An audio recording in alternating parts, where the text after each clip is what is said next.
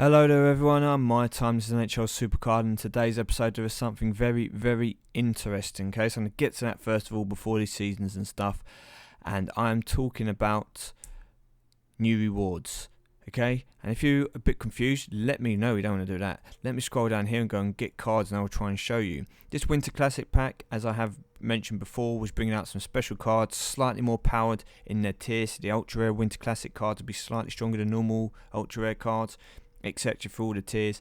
However, you could only get these through the packs, okay? Can't get them on board pools, can't get them from season results or season rewards, anything like that. So you're kind of stuck to buying packs to try and pro those cards. As a result, using credits in events and that is probably a better way to spend your money than to buy those packs.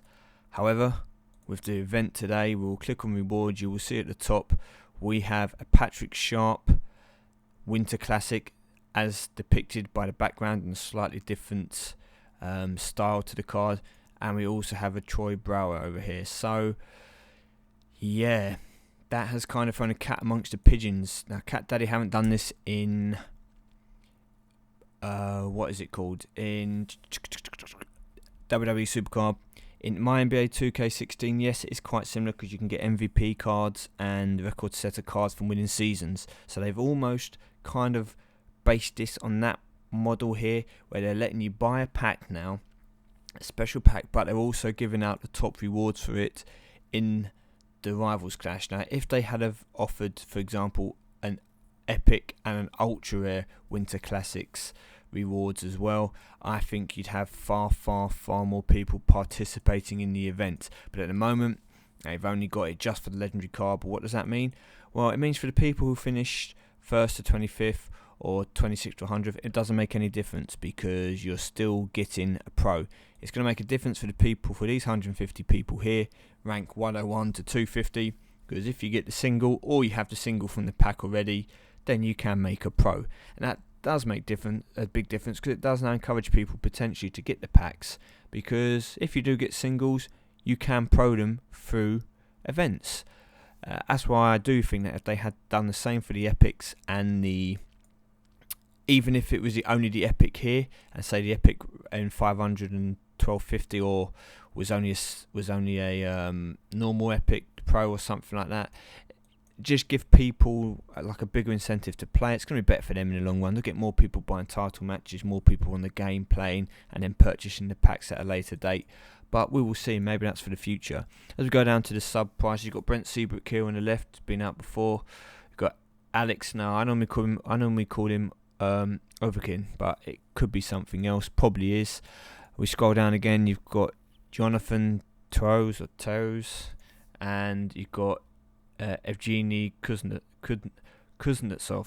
So I don't think many people will really be too worried about the super rares, just in case. You've got Nicholas Halmarsson, and we also have Carl Alsnon. But it looks like you're going to be Brent Seabrook in it again, and Patrick Sharp in it, given the start that the Blackhawks have over the Capitals. Although it's not quite to say the golf we've seen in the past, it still looks like it's going to be a comfortable win for the Blackhawks. So, what does that lead me to? Quick look at leaderboard. We'll see what the points are looking at the moment. You saw me, I've got 75 points. I barely played this. Evidence there, it's nearly 1 p.m. Friday afternoon GMT time. And 7,500 at the top. Uncle Drew came for life. 5,100 original 6. How you doing, dude? 4,885. He's definitely going to be up there again. And rather than going all the way down, I'm just giving an idea. I will do a shout out later on to people who are doing well in this, but I just want to have a little look at the kind of points that we're looking at for the moment to make that top 50. So we are looking at 2,130 to be top 50 as it stands. Now, given the rewards again, I am probably going to try and get this pro top 100. I have basically missed coming up to a day's worth of play, so that's not the best start. But I can only really play for Friday. I've got work Saturday. I'm out on a Sunday, so the majority of my play is going to have to come through today.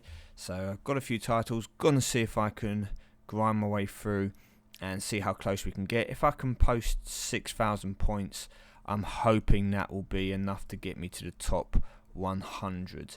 We'll have to see. Obviously, the solo card at the moment isn't going to be of too much use, but yeah, that solo legendary card will just be more of a kick in the nuts. But I'm going to see. Anyway, we will see. Now, season has finished.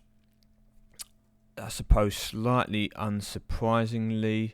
A few people talking in here. Got asked when if we got towards the final if I would throw it. It was too late by that stage by the time I'd seen it, but I did say I would have done. No, like real hardships. Everything was won through in the end, because obviously of my team being quite strong with all those pros in the first team. Let's claim those rewards. Now, I could really do with a pro just for the next road to the cup. I'm still working on proing a couple of cards and maxing them out, but let's claim rewards and see what we get. First of all, hello. Okay, that is a single. Marian Gaborik is a single, so no pro there. And Sami Vatanen. Well, we got him, I think, from maybe it's my last season. So that will be a pro. Proceed. We will go to combine. As you can see on combine, here we go. So I'm working on my Nick Bukestad. One finished, second one on his way, and I've got Sammy to work on as well. Just to update you with my cards. I have now got Corey Crawford.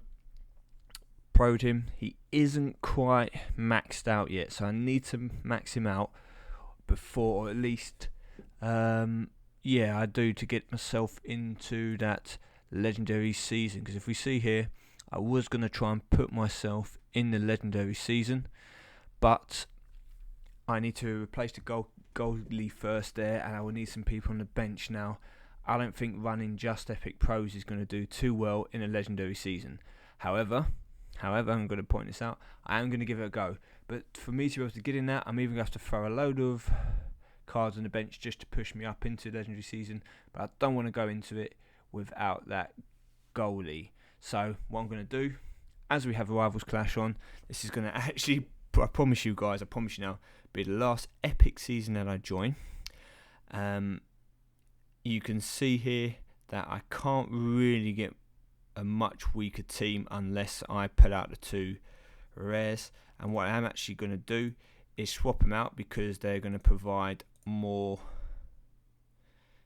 Forget it. I don't have enough cards. Never mind. I was going to say they provide you more experience when you train them up. But we're going to go join this season. Just to be the last season we do in Epic for the time being, until we've actually pro'd out those cards. Now, just to show you the kind of team that I am running with for the grinds, I'm going to have to be playing people, ideally. I know the image isn't here. It seems to be a bug with the game at the moment. Especially on BlueStacks. I want to be playing people in the same tier as me, so I don't want to be going to that Legendary Plus. I want to be picking people in Legendary to give me an increased chance of winning. Let me see, please, if I can get someone up. Okay, here we go. So if we click on Big D, this is how I am going to try and win the majority of the games I play. Okay, I'm saying majority here because it's not necessarily going to work.